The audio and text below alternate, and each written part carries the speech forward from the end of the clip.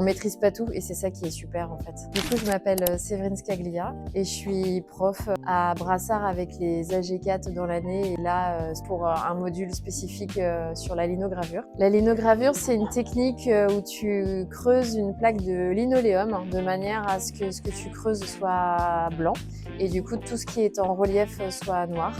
Donc c'est une technique d'impression directe qui voit tout de suite le résultat de l'impression entre le moment où ils creusent et le moment où en fait ils découvrent leur impression après avoir imprimé. Du coup, je trouve que c'est bien, il y a quelque chose de très direct et de très spontané. On a la surprise de chaque impression qui est différente et selon la densité d'encre, on a des fonds plus ou moins denses, plus ou moins noirs et ça donne des fois des imperfections, des matières, des choses grises et c'est super magique de voir que en fait, chaque impression est différente.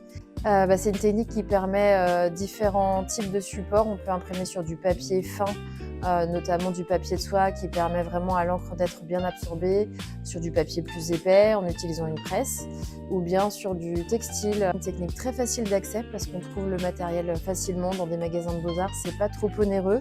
On peut le faire dans sa cuisine avec une cuillère à soupe qu'on utilise en fait en mettant de la pression. Et je trouve que c'est toujours bien de garder une pratique manuelle, même si après, quand on avance dans ses études, on est des fois un peu attiré par des pratiques numériques parce que on a toujours ce côté magique en fait de l'impression et c'est hyper chouette de le garder.